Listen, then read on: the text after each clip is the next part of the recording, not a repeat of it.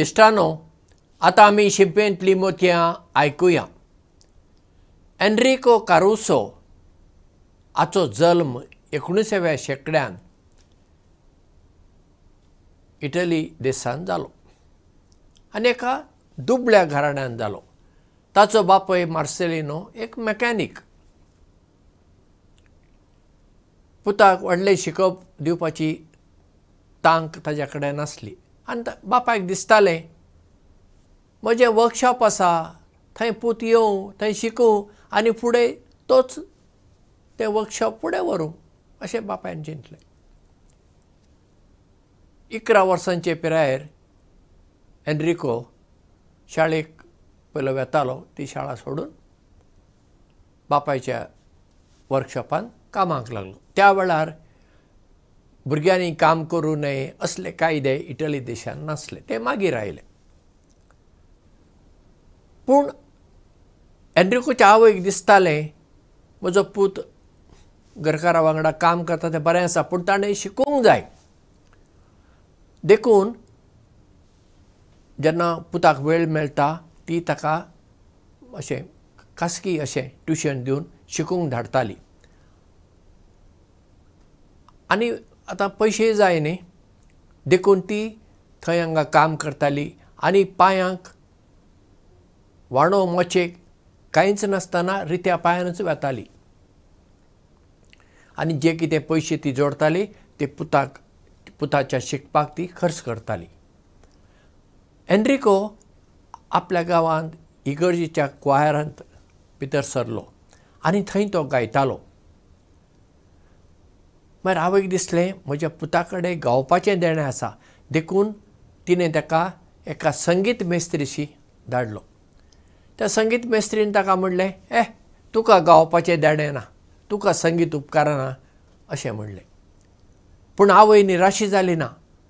तिणें पुताक सांगलें, ना तुका देणें आसा, तूं गायत राव म्हूण. आनी तो गायतालो आनी शेवटी दुसऱ्या मेस्त्री कडेन गेलो आनी गावपाक शिकलो आनी फुडें तो युरोपांतलो वा इटली देशांतलो म्हणा बऱ्यांतलो बरो टॅनर गावपी जालो. आनी ऑपेरांत तो गायतालो आनी एक्टिंगीक करतालो. सगळे युरोपांतले देश, अमेरिका, मागीर कॅनडा, सावथ अमेरिका, सगळे देश तो भोंवला. तो जिवितांत वयर आयलो ते आवयक लागून. व्हडली शिकप नासली अस्तरी आनी दुबळी, पूण तिणें पुताची उमेद वाडयली. पुता थंय कसली देणी आसा तें तिणें पारखून ताका वयर वचपाक सहकार दिलो. आनी एनरिकोच्या पांयांत मोचे नासले, दुडू नासले. 18 वर्सां पिरायेर ताणें एका ऑपेरांत एक ल्हान भाग घेतलो आनी संगीत गायलें आनी थंय मेळ्ळ्या दुडवान पयले फावटी ताणें जिवितांत मोचे घेतले खंय. जायते फावटी आमी दुसऱ्यां कडेन पळयतना आमचे नदरेंतल्यान पळयता. ओ कितें, ओ गड्डो, एंडो, बोंडो, ओ माकड, अशीं कितें कितें कितें आमी नांवां दवरता. कित्याक आमची पळोवपाची नदर चुकीची आनी ती आमची आसता. आमी त्या मनशाक देवाचे नदरेंतल्यान पळोवंक शिकूंक जाय. देवान त्या मनशाक कसली तरी देणी दिल्लीं आसात. तीं कसलीं तीं सोदून आमी काडूंक जाय आनी त्या भुरग्याक आमी ताची उमेद वाडोवंक जाय, ताका हात दिवंक जाय, ताका आदार करूंक जाय. एनरिको कारुसो वयर सरलो जिवितांत आपले आवयक लागून आनी मागीर इगर्जेच्या गायन मंडळांत तो गायतालो आनी थंयसर लोकांनी ताका सहकार दिलो आसतलो, बरीं उतरां सांगलां आसतलीं, दुबावच ना. म्हणटच आमची दुसऱ्यां कडेन पळोवपाची नदर ती सदां सकारात्मक जावंक जाय. सगळ्यांक सगळीं देणी नात. आतां म्हजी देणी वेगळी आसतात आनी तुमची देणी वेगळी आसतात. एक एकल्याक देवान चड वा उणें देणी दिल्ली आसात. कोणाक चड आसात, कोणाक उणी आसात.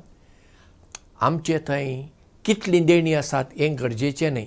ती देणी सोदून काडप आनी सोदून काडटच मागीर घाम काडप आनी दुसऱ्यांचो सहकार आमकां मेळप आनी हांची जेन्ना मिसळ जाता तेन्ना आमी जिवितांत वयर सरता. आनी एनरिको कारुसोच्या जिवितांत हेंच जालें. आवयन दिल्लो हात आनी हाचो घाम दोनी एकठांय मेळून एनरिको कारुसोन नांव जोडलें, दुडूय जोडलें. तर आमी आमच्या जिवितांत सदांच दुसऱ्यांक हात दिवपी, दुसऱ्यांची देणी सोदून काडून तांची उमेद वाडोवपी मनशां जावया. देव बरें करूं आनी मोग आसूं.